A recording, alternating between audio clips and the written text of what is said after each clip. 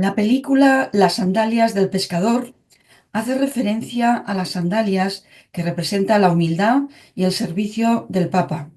Esta película, interpretada por el gran actor Anthony Quinn, muestra cómo un líder espiritual enfrenta desafíos globales y personales, mientras busca equilibrar el poder con la humildad de gestos que no siempre son fáciles de entender para algunos. Bienvenidos a Cuarto Poder, el espacio de actualidad de Es Radio Alicante. Soy Pilar Jáuregui y hoy tenemos un programa especial dedicado al Papa Francisco, una figura que ha marcado profundamente la Iglesia Católica y el mundo.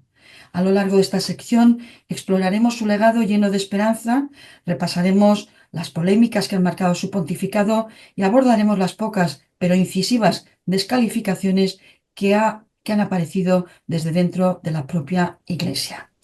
Para ayudarnos a entender mejor estos temas, contamos con un invitado muy especial, el padre Paco Llorens, sacerdote y buen conocedor de la misión y los desafíos que enfrentan los católicos en estos nuevos e inciertos tiempos que nos tocan vivir.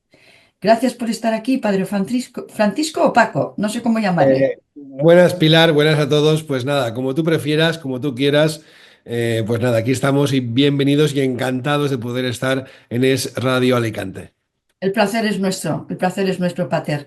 Muy bien, pues empezamos con un bloque primero de preguntas donde queremos hablar del legado del Papa Francisco. Y la primera pregunta sería, ¿cómo describe el estilo del Papa Francisco? Bueno, yo creo que es el estilo del Evangelio, ¿no? El estilo de Jesús. Y creo que no hay una dicotomía o una separación entre el estilo del Papa Francisco, ¿no? Y los estilos de los papas, al menos los últimos papas contemporáneos que hemos conocido y que sabemos que han sido más fieles, ¿no? A ese vivir y sentir desde el Evangelio. Y lo que sí que puede diferenciarlos a cada uno son los carismas, que los carismas en la iglesia son una virtud, ¿no? Pues uno puede ser más, digamos, filosófico, como era San Juan Pablo II, otro puede ser más teológico, como era Benedicto XVI, ¿no? Y otro puede ser más pastoral, como ha sido, pues, el Papa Francisco. Muy buena descripción y muy diplomática también, pero bueno, ya llegarán los momentos de las preguntas un poco más complicadas, ¿no? Pero me ha encantado esa descripción. Efectivamente, el carisma define a cada uno en su estilo y será también un poco voluntad de Dios que les asigna un carisma diferente, unos valores diferentes, unas virtudes diferentes, ¿no? Pero es que fíjate una cosa que yo creo, y esto lo repetiremos en el programa varias veces, porque es un mensaje que la gente tiene que tener claro, ¿no? Nosotros somos la religión de la igualdad. La religión cristiana es la religión de la igualdad. Nosotros somos la religión de la dignidad humana. Por tanto, cuando, por ejemplo, la mujer que estaba sometida al hombre, que hablaremos del tema, ¿no? Dejó de estar sometida al hombre gracias a la intromisión del cristianismo en la historia de la humanidad. Y es cierto que ahora se habla mucho de esto, pero al final, mira, los carismas no dividen, sino que son una riqueza. La diversidad no es una división, sino que es una riqueza y por tanto hay que saber conjugar estas cosas y ponerlas en práctica. ¿Eh? Sí, efectivamente. Pero ¿qué cambió en la Iglesia con su reforma del Vaticano? Hablan de la curia del Vaticano, pero ¿qué es lo que cambió? Afectó a temas administrativos, por supuesto, pero ¿qué destacaría principalmente en la reforma de lo que afectó a la parte más estructural del Vaticano, de la Iglesia? Bueno, cuando uno se reúne en el cónclave, como están haciendo ahora en el precónclave, eh, se basan, hay unos diálogos en que los cardenales analizan cuáles son las necesidades de la Iglesia, ¿no? En este momento y en este lugar. Y al Papa Francisco le encomendaron desde el cónclave una misión muy concreta, ¿no? Y por tanto, él lo dijo y lo ha dicho en varias entrevistas públicamente, que él no ha hecho nada, nada, absolutamente nada, que no le hubiese pedido el colegio cardenalicio. Yo también pienso y lo creo, que si en la iglesia fuésemos más transparentes y, por ejemplo, no hubiésemos tenido miedo a sacar las actas del cónclave, ¿no? Pues hubiésemos tapado muchas bocas. Pero bueno, para mí, como sacerdote y como católico, la palabra del Papa me es suficiente y el hecho de que él diga que ha cumplido y solo ha puesto en práctica lo que el colegio cardenalicio le pidió, para mí es más que suficiente. Pero bueno, es un hecho. Es un hecho que al final la falta de transparencia quizás pueda llevar a la habladuría, ¿no? Y que cuando uno conoce la curia vaticana, no es una no, es que no es un juego de poder ni... No, es que los cardenales, por ejemplo, que he conocido yo, pues don Carlos Osoro, José Cobo, Ricardo Blázquez, Juan José Omeya, don Agustín García Gasco, el cardenal Cañizares, ¿no? El cardenal Robert Sara, que es una persona que muy comentada y bastante criticada porque es una persona que habla muy claro. Bueno, pues han sido al final personas que buscan a Dios y que ellos a mí nunca, en sus conversaciones en cenas, cuando uno se toma 2 copas de vino, pues uno ya sabes que dice lo que piensa y lo que no piensa, pues ellos nunca han hablado de poder, de a ver cómo hacemos esto, a ver cómo... No, siempre es ser fieles a Jesucristo, ¿no? Y poder encarnar a la misión que Jesús nos ha enseñado a cada uno de nosotros. Y eso mismo que ocurre en esas conversaciones es lo mismo que se traslada después a la vida de la iglesia. ¿Sí? Hablaremos luego un poco de las tensiones que hemos observado, que la prensa ha transmitido, que no tienen por qué ser realidad, porque se elaboran muchas ficciones alrededor de algo tan importante y tan llamativo como es la Iglesia Católica para los españoles, ¿no? Pero se ha hablado de tensiones entre tradicionalistas y reformistas, aunque como dice el vaticanista Eric Fratini, todos son conservadores, porque se suman a un proyecto que tiene 2000 años de tradición. Y entonces para todo el que se suma a la Iglesia, la tradición es importante, ¿no? Pero bueno, me alegra saber que hay unas actas, aunque no hayan sido publicadas, y que el Papa Francisco crea que se haya suscrito, adherido a ellas. Es muy sorprendente, por ejemplo, la cuestión de las antipatías que en algunos círculos se comenta y se hacen críticas al término de justicia social. Pero yo recuerdo que el Papa Pablo VI, en su encíclica Humane Vita, ya hablaba de la justicia social. Es Y decir, que que fue y que fue muy criticado precisamente por el ala progresista.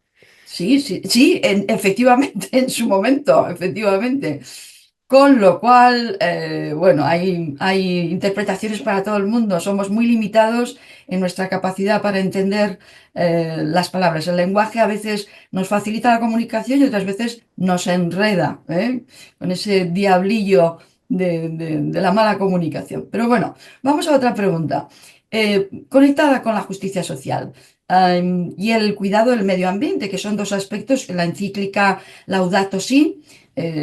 También fue criticado el término de por qué el Papa se metía en cuestiones de medio ambiente. Entonces, ¿cómo desde la perspectiva de un sacerdote de a pie que tiene contactos tanto con los fieles, con nosotros los fieles, como con bueno, pues, con la conferencia episcopal, etcétera, y con cardenales? ¿Cómo se entiende? ¿Qué es lo que hay dentro cuando se habla de justicia social y de medio ambiente en estas cenas con un par de copas? Bueno, al final, mira, la iglesia no habla de medio ambiente, ni el Papa habla de medio ambiente. El Papa y la iglesia han hablado de ecología integral, que es algo muy distinto. Nosotros en la iglesia estamos muy alejados de lo que supondría la Agenda 2030. Y algunas voces han querido trasladar, ¿no? Que, mira, porque hay una cosa que lo hemos dejado a medias antes y es importante. Las categorías políticas, progresista, conservador, que nosotros los periodistas lo utilizamos para poder encajar, ¿no? Y poder comunicar y poder crear ese debate social dentro de la información que ofrecemos y que quizás sea necesario. Pero esas categorías humanas, políticas, no caben dentro de la Iglesia. Porque los vaticanistas, este que has nombrado, ¿no? Pero otros vaticanistas te podría nombrar yo, que también hablan y conocen mucho ellos cuando escriben, dicen, es que yo no puedo escribir hablando de la Santa Sede pensando como el mundo piensa, en primer lugar, porque la Santa Sede no es un país como todos los países. O sea, la Santa Sede no tiene que rendir cuentas a nadie más que a Dios. ¿Eh? Porque uno puede hacer lo que quiera, pero solo tiene que rendir cuentas a Dios. Y por tanto no es un país como podamos entender España, como podamos entender Francia, como podamos entender Estados Unidos o cualquier otro país del mundo, sino que tiene una diversidad y hay que analizarlo con esa diversidad y con esa cosa que es.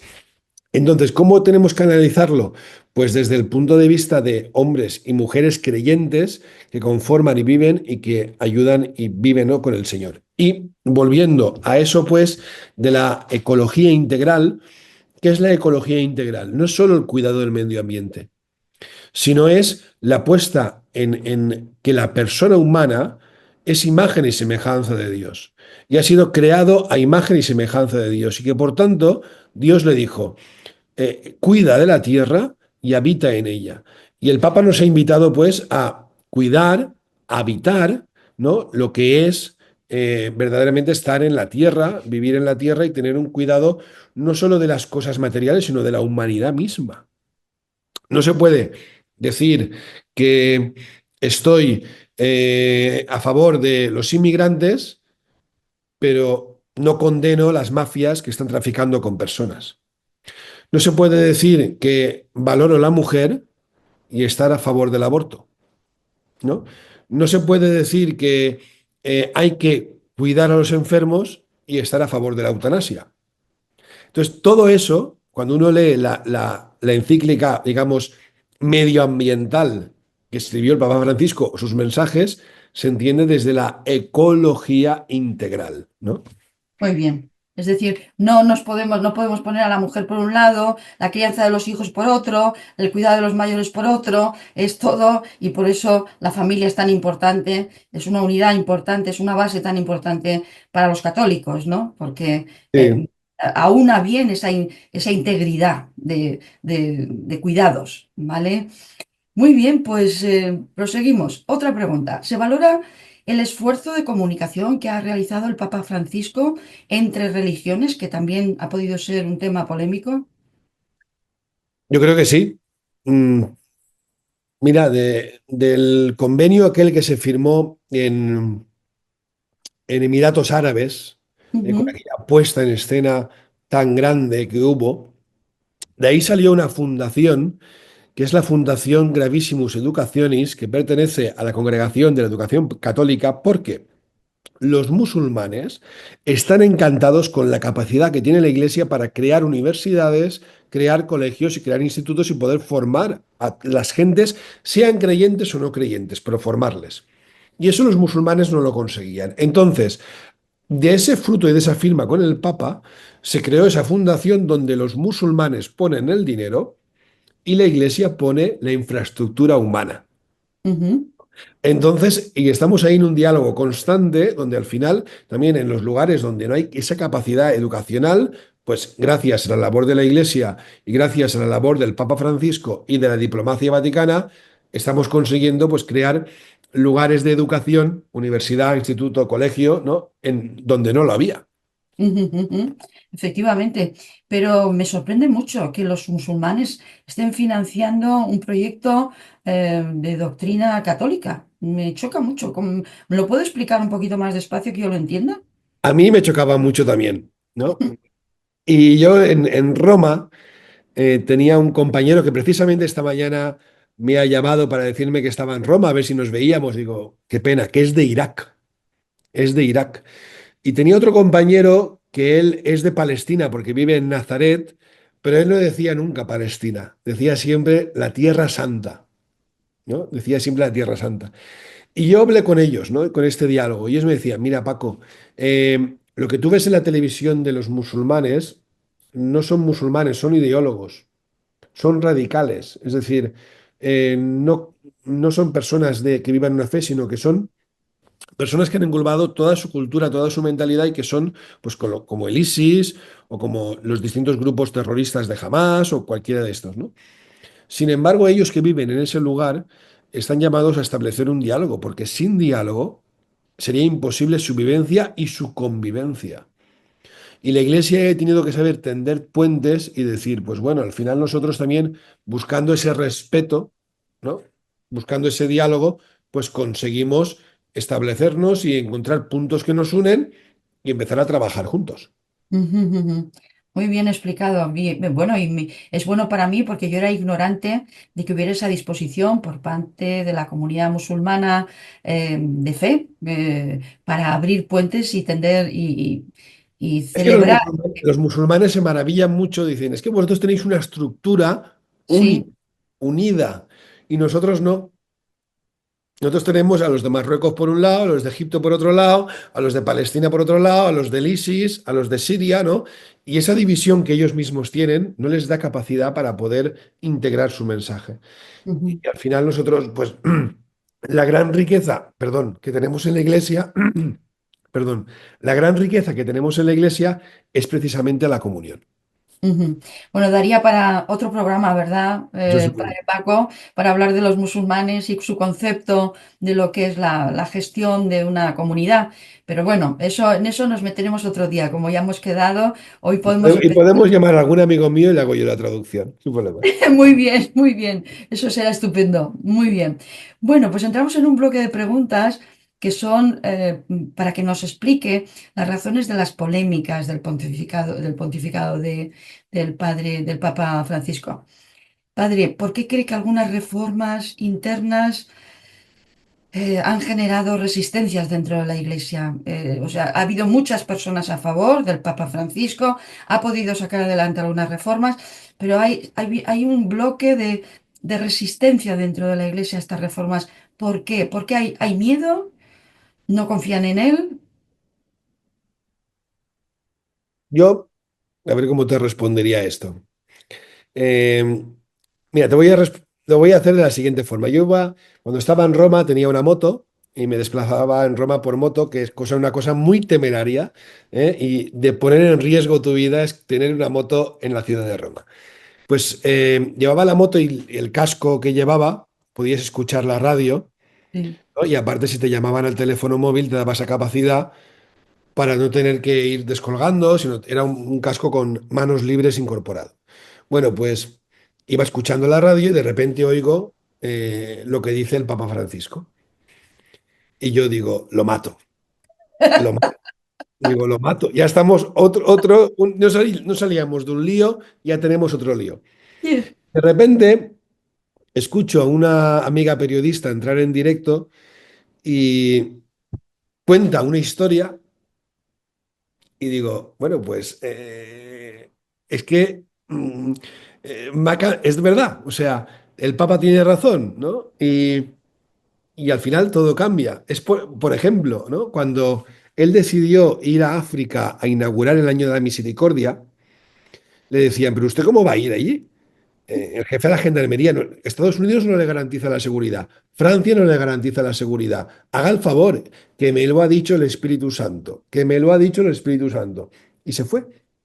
Y no pasó nada. Y ha sido la celebración después de la de Juan Pablo II, la segunda celebración de la historia de la Iglesia contemporánea, que más fieles han acudido. Millones, eran 4 millones de africanos en esa celebración, ¿no? Y ahí estuvo el Papa con ellos, ¿no? Y al final dices, bueno, pues es verdad que a todos, a todos nos cuesta el cambio. A la persona que no le cueste el cambio, yo no me lo creo.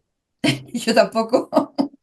Porque a todos nos cuesta el cambio, a todos, hasta el más progresista, hasta ese le cuesta el cambio. Lo que pasa es que al final uno tiene que abrirse a Cristo, a la oración y decir, bueno, esto conviene o no conviene, esto es así o no es así, ¿no? Y al final uno acierta y si erra, pues se equivoca, pide perdón y si ha acertado, pues mira, pues todo es gracia de Dios.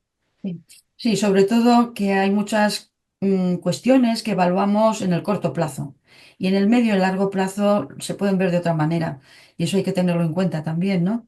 Mm. Bien, pues una pregunta que no sé si te va a hacer mucha gracia. No, pregunta lo que quieras.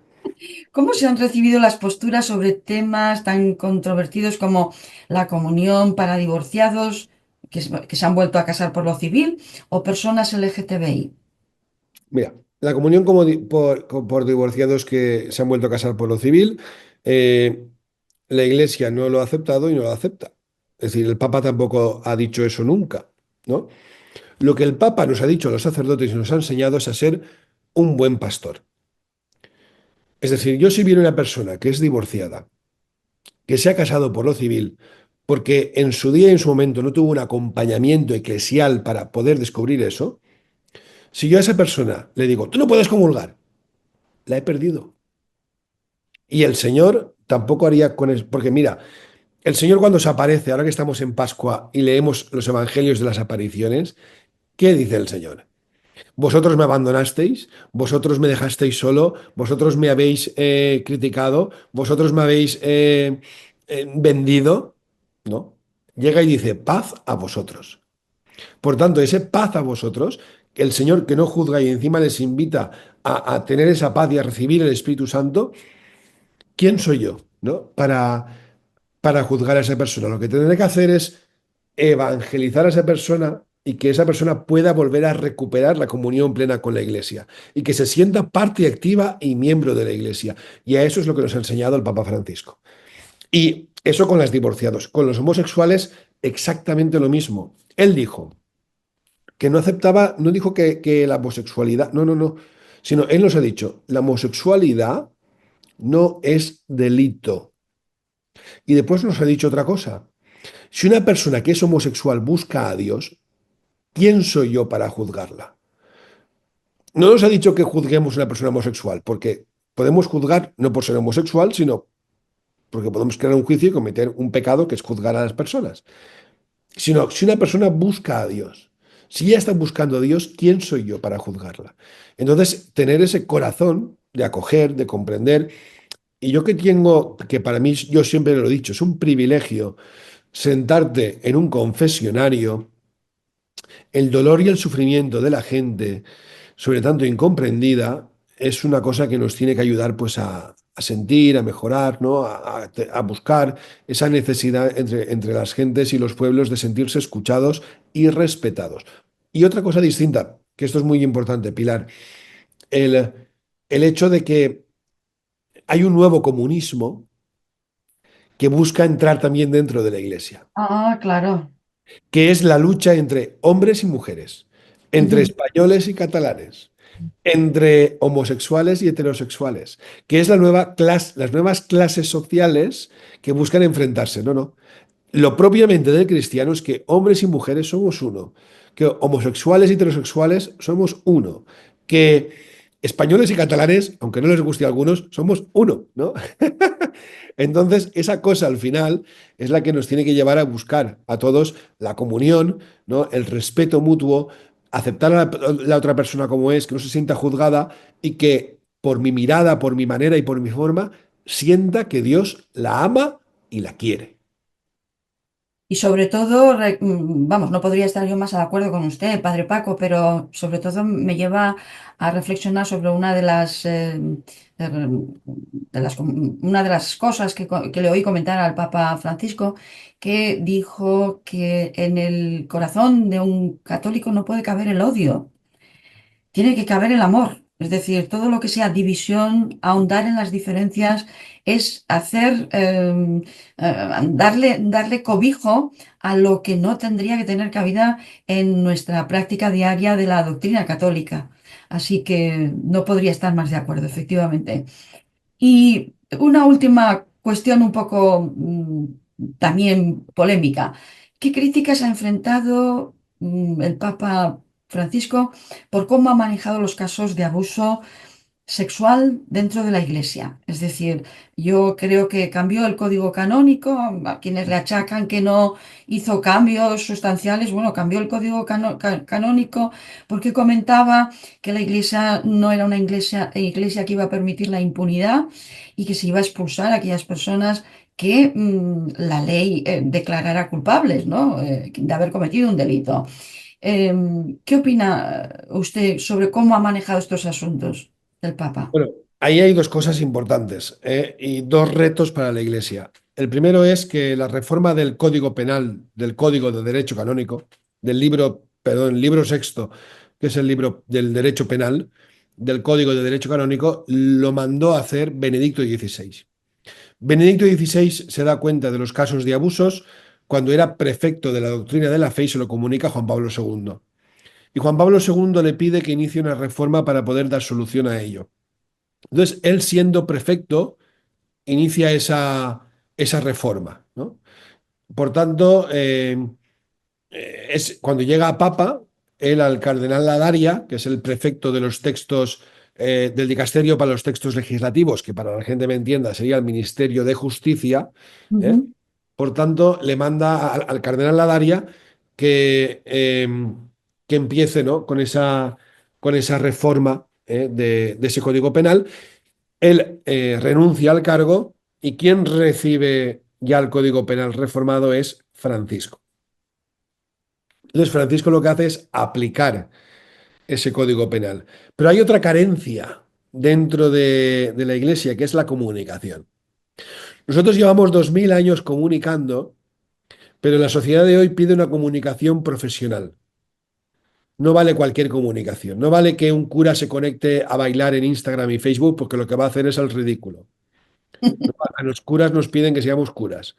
Entonces, esa comunicación profesional requiere también de una transparencia y requiere también de una puesta en valor por las víctimas. El Papa también se equivocó y Sí, no ha escondido su equivoque. Es decir, cuando fue a Chile, él se equivocó en Chile. sí, sí, sí. Germán Arana, el jesuita, se ha equivocado en 5 ocasiones. Y el Papa Francisco, a causa de la equivocación de este jesuita Germán Arana, no ha escondido nunca la petición de perdón. Me he equivocado, no he hecho mal, me he equivocado. Y ha sabido rehacer realmente. Y después eh, ha sido ejemplo de lo que es la palabra misericordia. Porque él con las víctimas las ha acogido, las ha escuchado y es lo que está haciendo la Iglesia. Otra cosa es que algunas voces quieran utilizar el tema de los abusos sexuales para atacar la Iglesia, que lo hay, Que lo hay. que lo hay, pero que la Iglesia es la única institución, por ejemplo, en España, que ha establecido bases para que no se cometan abusos, lo es. Ujú, Todavía en España no hay un protocolo para evitar abusos dentro de los colegios públicos. ujú, No hay un ujú. protocolo para evitar abusos dentro de las universidades públicas. No hay un Madre. protocolo para evitar abusos dentro de los juegos deportivos. Sin Ujú. embargo, la Iglesia en sus colegios, universidades, parroquias, tenemos un protocolo establecido y unas normas establecidas que buscan evitar abusos. Y en España lo hemos aplicado. Entonces, la pregunta que hago yo es, ¿cuándo lo van a aplicar en la esfera pública? O sea, no nos puedes pedir a la Iglesia algo que tú no estás dando, porque lo que Sí. están haciendo es perseguir a la Iglesia. Ujú, ujú, ujú. Sí, lo que pasa es que la justicia es lenta y a veces saltan a la prensa los casos, se tarda muchísimo tiempo, luego hay opacidad, no hay una política de comunicación, como bien dice. Claro, ahí voy. Es que si nosotros en la iglesia, cuando sale un escándalo, no tenemos que hacer la avestruz, lo peor que hay en la comunicación hoy en día es hacer la avestruz, es escondernos. ¿No? Uno tiene que ser transparente y decir, bueno, pues no podemos hablar porque está el proceso. Lo condenamos rotundamente, nos ponemos a favor de las víctimas y seamos fieles al proceso y ya está. Y después otra cosa que ha hecho el Papa Francisco es que ha dado celeridad al proceso de nulidad matrimonial, al proceso de enjuiciamiento de abusos, o sea, el Papa mismo ha dado celeridad a esos procesos judiciales para que no sean tan largos, cosa que en la esfera pública, pues aquí podemos estar instruyendo causas e imputando gente y aquí no pasa nada. Es decir, mientras se va hablando, pues no, hombre, también al final la gente que quiere un proceso quiere que se termine y que se investigue, que se haga bien, ¿eh? Porque se tiene que hacer justicia y para hacer justicia tiene que hacerse bien, pero también que haya un poquito de celeridad en esos aspectos. Habría que pedirla y exigirla a las autoridades, efectivamente. Y bueno, la Iglesia Católica en muchas ocasiones ha sido tildada, ha sido sujeto de críticas porque se ha anticipado en las soluciones. Y este puede ser un caso también, ¿no? La celeridad con la que finalmente han resuelto estos casos que han sido muy escandalosos. Lo cierto es que han escandalizado a toda la comunidad católica y no católica, porque de por medio también se han metido aquellas personas, como bien denuncia, que quieren laminar la autoridad de la Iglesia y que tienen un poco de envidia de la Iglesia Católica y del número de fieles, que ahora está fijado en 1.000 millones y medio o algo así, aproximadamente, ¿no? Corríjame si me equivoco. Bueno, no lo sé, las estadísticas mundiales no las sé, yo sé las de mi parroquia. Y yo sé Sí. que la gente es decir, uy, no viene nadie, cada vez somos menos. Pues bueno, yo vengo de celebrar la Semana Santa y tenía las celebraciones en la iglesia llena. Es verdad que estoy en un pueblo muy pequeño, de aquí de Valencia, pero bueno, al final también uno busca y hay que entusiasmar a la gente y hay que decir, la realidad es otra distinta. Por ejemplo, ¿sabes cuántas formas se consumieron el año pasado en la colegiata de Gandía? O sea, las No. formas, lo que se Sí, reparte en la sí, sí, comunión. sí. Di un número, Anualmente, anualmente. pues 12.000. 30.000. Bueno, bueno, es O una sea, buena hay noticia. 30.000 personas que han comulgado, ¿sabes? Entonces, claro, quiere decir que todo el mundo que va a misa no comulga y que tú No. solo puedes comulgar una vez al día. Por tanto, son 30.000 personas seguro que han pasado por la misa, ¿no? Y que han asistido a la misa. Esas cifras, aunque no les gusta a alguno conocerlas, pues bueno, hay que saberlas. Y pues en tu tierra, Pilar, en Pamplona, que es una maravilla, que a mí me tiene enamorado, ¿eh? Pues las iglesias entre semana vas y ves a gente joven rezando, estando en la Eucaristía, participando, confesándose. Y digo, es que Navarra otra vez tiene que volver a evangelizar España, ¿no? Y por tanto, yo creo que eso pues es de agradecer y hay que agradecer al Señor, pues que a pesar de que hay una deficiencia, pues es verdad que sigue habiendo católicos y gente que sigue creyendo en el Evangelio, claro que sí. Bueno, yo creo que además yo soy de las personas que creen que, bueno, Navarra es que es una tienda bendecida por Dios, yo siempre lo he dicho, por gente muy comprometida, gente que se toma en serio la responsabilidad con otros y Así es. con la familia y tiene todavía valores que en otras partes de España hemos perdido, en otras partes del mundo en general, ¿no? El mundo de Occidente. Pero yo creo, fíjate, yo tengo confianza que este ejemplo del Papa Francisco, cuando se vayan desvelando también muchas de las obras que él ha realizado y que por humildad, por falta de transparencia, por una serie de inconveniencias, pues a lo mejor no han podido hacerse públicas. Y creo que mucha gente ha conectado con el reconocimiento que el Papa Francisco ha hecho de cómo él llamaba a los que estaban en las fronteras, en el exterior, en los aledaños, esas personas que no tenían reconocimiento, personas que eran vulnerables, y personas también que no se sentían acogidas por las instituciones, por la iglesia, etcétera. Entonces, la proximidad, la humildad, la cercanía, esos ojos del Padre Francisco cuando miraba la cara y cerca a las personas a las que se acercaban a él en la plaza de San Pedro, pues yo creo que esto va a dejar secuelas y las secuelas van a ser muy positivas.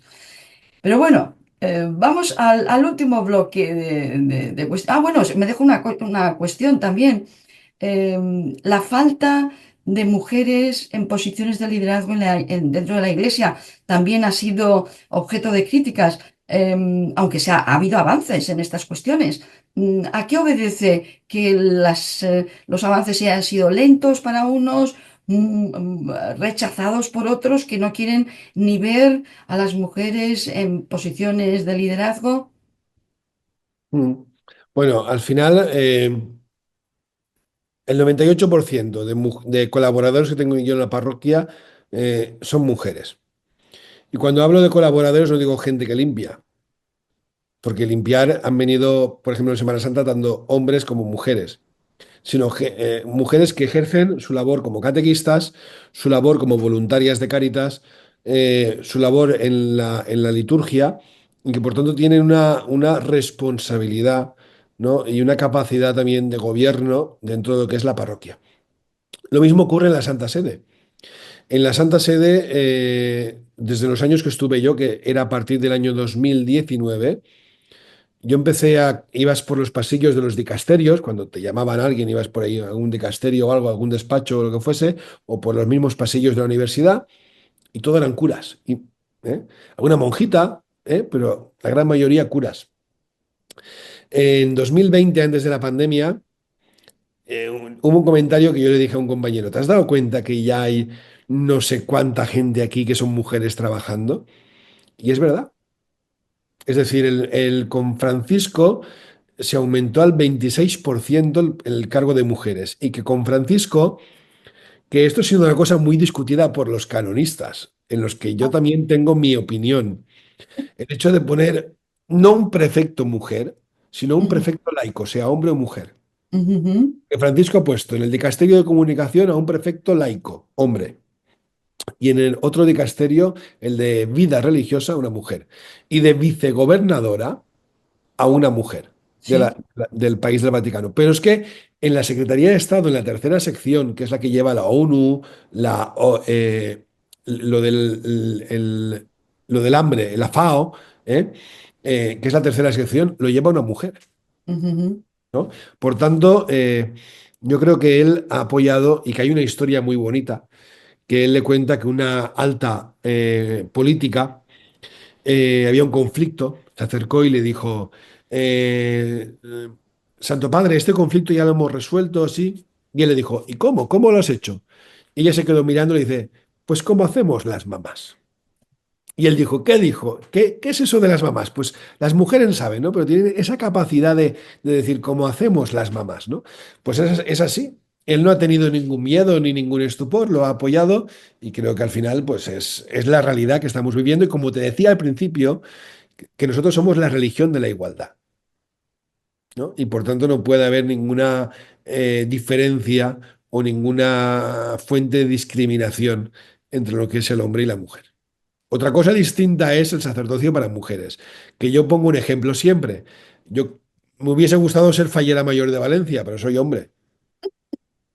A que todo el mundo me entiende si digo esto, pues ya está. Hay cosas que son para hombres y hay cosas que son para mujeres y no hay que buscar lo que le corresponde a un hombre hacerlo a una mujer. Pero es verdad que hay trabajos y todo trabajo, si el sacerdocio es un trabajo, lo puede realizar una mujer. Sí. Bueno, yo podría discutir esto, pero mi labor como periodista no me lo permite, pero de quedaremos en un debate para poderlo hacer. Haremos un debate, que es muy interesante. Pero sí que es cierto que las tradiciones mandan, ¿eh? Que es importante respetar las tradiciones y como usted dice, una fallera mayor, hombre, pues Pues todavía no debería, toca. Yo debería. creo que todavía no toca. Y a lo mejor lo del Bueno, sacerdote. hemos tenido alguna, ¿eh? Pero bueno, Ah, bueno, alguno, quiero decir, pero no, bueno, bien. una Es ocasión. que Bueno. en este mundo veremos de todo, pero bien. Sí, sí, los cambios y además, bueno, tenemos que estar abiertos también un poco a los cambios y sintonizar, como el ejemplo que nos ha dado el Papa Francisco, ¿no? A donde no puedes llegar con la cabeza, llega con el amor, con el cariño, con la empatía. Bueno, pues tenemos que ir cerrando el programa y no me queda más que decir que las críticas a Domine que se han reflejado, que ha sufrido el Papa, a mí me han dolido mucho particularmente, pero bueno, a lo mejor yo es que soy muy sensible con respeto, muy respetuosa como buena navarra con lo que es la jerarquía de la Iglesia Católica, ¿no? Pero ¿cómo usted, que conoce más cómo se vive el sufrimiento por dentro para no trasladarlo a la feligresía, ¿cómo cree que ha logrado el Papa Francisco superar esos ataques personales y dejar, a pesar de ello, un mensaje de unidad y de amor siempre? Bueno, esos ataques también los sufrió Juan Pablo II por gente distinta, ¿no? Por ejemplo, con aquellos que defendían la teología de la liberación. Los ataques a la figura del Papa siempre han estado ahí, pero es que también lo sufren los sacerdotes. Yo puedo un día tomar una decisión en la parroquia y gente que no la pueda entender y criticarme. Es decir, Jesucristo nos ha dicho, si me han perseguido a mí, ¿cómo nos van a perseguir a vosotros? ¿No? Y después nos habla que sí, que anunciaremos el Evangelio, pero con persecuciones. Es verdad que esas tradiciones o esas críticas te duelen más cuando son de gente que es de tu grupo o de tu comunidad, pero ahí entra también el proceso de conversión personal. donde también cada uno de nosotros somos invitados a convertirnos personalmente y a poder decir, bueno, pues la otra persona puede haber hecho esto, puede haber dicho esto, ¿no? Pero cuando uno lo pone en oración, cuando lo pone delante del Señor, sabe que al final le sale esa palabra de misericordia, ¿no? No sé si me he explicado bien. Sí, yo creo que sí. Vamos, quizás lo que quienes no lo entiendan es los que todavía permiten que el odio se pose en su corazón, pero si se hace con un corazón, la paz reside en el corazón, que es uno de los lemas de una de mis hermanas, María del Mar, la paz reside en el corazón y esa paz se logra con amor, no se logra con odio. Yo creo que usted se ha Cuando, explicado muy bien. Cuando el Papa empezó celebrando la Eucaristía, él como había sido jesuita y tal y cual, pues no es que los jesuitas celebren mal la Eucaristía, pero pero sí que es verdad que él tenía pues unas manías, porque cada cura tenemos nuestras manías para celebrar la Eucaristía. Sí, ¿Eh? Y yo entendí y dije, bueno, pues si él hizo un gran esfuerzo por ser el Papa, por dar una imagen perfecta para que no le pudiesen decir, y se le veía que hacía un esfuerzo en eso. Pero, por ejemplo, en las vestimentas, él buscaba unas vestimentas más o menos que no fuesen, que fuesen más sencillas. sí. Yo que soy valenciano y que salgo de la fiesta de moros y cristianos, que me gusta el boato, no hay capitanía mora si no tiene un buen boato. Y por tanto a mí me gustaría cuanto más la cosa sea, mejor. Bueno, pues cada uno con sus gustos que haga lo que quiera, ¿no? Es decir, lo importante es la fidelidad, la comunión expresada en el gesto litúrgico, en la vida litúrgica, en la vida de la Iglesia, o en la doctrina o en la enseñanza. Y yo creo que el Papa Francisco en eso nos ha dado una lección a todos. Sí, sí nos la ha dado, sobre todo a los desamparados. La palabra desamparada es una palabra que está en desuso. Hablamos ahora de personas vulnerables, personas con dificultades para integrarse, etcétera. Pero el desamparo que sienten las personas cuando sienten ese vacío de no estar conectadas con la fe, hace mucha falta que haya mensajes de fe, que haya mensajes de amor y de unidad y de reconocimiento dentro de la Iglesia Católica para los desamparados, para esas personas que no encuentran amparo nunca, ni en las personas, ni en los vecinos, ni en los compañeros de trabajo, ni en la sociedad en general, ¿no? Y creo que el Papa Francisco a mí me ha emocionado, me ha transmitido convencimiento de que él estaba por la labor de trasladar esa imagen y esos gestos que son tan importantes, o tanto o más como pueden serlo los cambios estructurales. Bueno, Así pues es. vamos a ir cerrando ya, pero quiero dejarle un poquito de espacio para que haga usted la cloenda, como dicen en Cataluña. No sé si cloenda se dice también en valenciano. Bueno, podemos decirlo, al final nosotros es acabar, ¿no? Digamos, utilizamos esa palabra, ¿no? Pues Sí. bueno, pero sí, más o menos. ¿Qué le gustaría comunicar a nuestra audiencia? Bueno, pues yo creo que al final hemos tenido un pontificado muy enriquecedor y sobre todo que no nos dejemos llevar, ahora que se va a hablar mucho de cónclave, ¿no? Quien quiera conspirar con la iglesia, que conspire, pero la iglesia no conspira. Lo que van a hacer los cardenales es buscar con el Espíritu Santo a la mejor figura que necesita la iglesia en este tiempo y que si nos fiamos del Espíritu Santo así va a ser, ¿no? Y por tanto, no busquemos el jugar, ¿no? A ese reality show, ese gran hermano de a ver quién va a salir, a ver quién va a tocar, a ver. No, pues al final que la gente no entre a ese juego y sobre todo creer una cosa, ¿no? Que nosotros como católicos, estamos llamados a vivir la comunión y que el Papa es el signo visible de esa comunión, porque la función del Papa es confirmarnos en la fe, ¿no? Y por tanto, pues yo creo que esa es la tarea del Sumo Pontífice y que hay que rezar, ya por el nuevo Papa. Esto es, ha muerto el Papa, viva el Papa, ¿eh? Ha muerto el rey, viva el rey. Pues esto es lo mismo. Pues con esa reflexión y esa petición que trasladamos a nuestros oyentes y animo a que todos recen por el Papa que ha sido enterrado recientemente como por el nuevo que el Espíritu Santo alumbrará a esos cardenales que estén en el cónclave para que prospere el Papa que toca en estos momentos de dificultad y de complejidad como los que nos están tocando vivir, ¿no? Bien, Padre Paco, pues muchas gracias por compartir sus reflexiones y ayudarnos a entender mejor la figura del Papa Francisco. Sin duda, su pontificado ha dejado una huella profunda en la Iglesia y en el mundo y ha abierto el debate sobre los diferentes dilemas complejos, perdón, del mundo actual. Pues nada, gracias a ti, Pilar, a los oyentes y gracias por tu trabajo, ¿eh? Que es, yo creo que es encomiable y digno de agradecer. Muchas gracias. A vuestra disposición desde tu parroquia. Nos encantará conectarnos con Valencia. Valencia es parte de nuestra comunidad. Nosotros estamos en Alicante, pero en cualquier parte del mundo nos podemos conectar hoy por Zoom, como se ha comprobado. Así que a tu disposición y espero que pronto nos veamos en el debate post conclave. Con clave. Ya podremos hablar de la figura del nuevo Papa y de su mensaje, el Eh, mensaje que nos traslade. Perfecto, muchas gracias. Gracias, Padre Paco. Y a ustedes, queridos oyentes, gracias por acompañarnos en este programa especial de Es Radio Alicante. Nos despedimos con la esperanza de seguir construyendo puentes de diálogo y unidad. Pido a los católicos seguir orando por el Papa Francisco y que el Espíritu Santo ilumine a los cardenales en la elección del próximo Papa y la difícil tarea de guiar a la Iglesia católica. Hasta pronto, si Dios quiere. Chao, chao.